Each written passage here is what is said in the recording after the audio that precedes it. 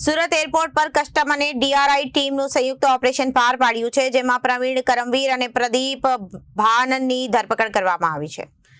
વિક્રમ બુકલ, અંશિલ ગુપ્તાની ધરપકડ કરી 2 દિવસમાં અલગ અલગ ગાંજા ઝડપાયા છે.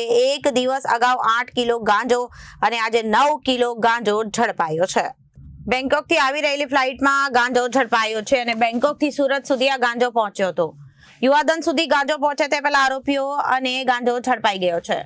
સુરત એરપોર્ટ પરથી વારંવાર ગાંજાનો જથ્થો ઝડપાઈ આવે છે. કસ્ટમ અને ડીઆરઆઈની તપાસમાં સામે આવ્યું છે કે ગાંજો સીટની નીચે સંતાડીને લાવવામાં આવ્યો હતો. બાતમીના આધારે ગાંજો ઝડપાયો છે. આ ગાંજો કોને અને ક્યાં આપવાનો હતો તે દિશામાં તપાસ શરૂ કરાઈ છે. કોઈપણ એજન્સી જ્યારે ગાંજો કે ડ્રગ્સ પકડે છે ત્યારે તેની કાર્યવાહી એનડીપીએસ એક્ટ હેઠળ થતી હોય છે અને તેની અલગ કોર્ટ હોય છે, જેમાં જેલની સજા સુધીની જોગવાઈ છે. ત્યારે અસંખ્ય પેડલરોને જેલની સજા થઈ છે અને જેલમાં સડી રહ્યા છે. યુવાધન સૌથી વધારે ગાંજાના રવાડે ચડ્યા છે. તો ગાંજો જેમાં બનાવાય છે તે ગોગા પેપરની પણ ગુજરાત પોલીસે તપાસ કરી હતી અને જે તે લોકો વેચાણ કરતા હતા તેમની સામે પણ ગુનો નોંધવામાં આવ્યો છે. Bureau report, Janadesh news.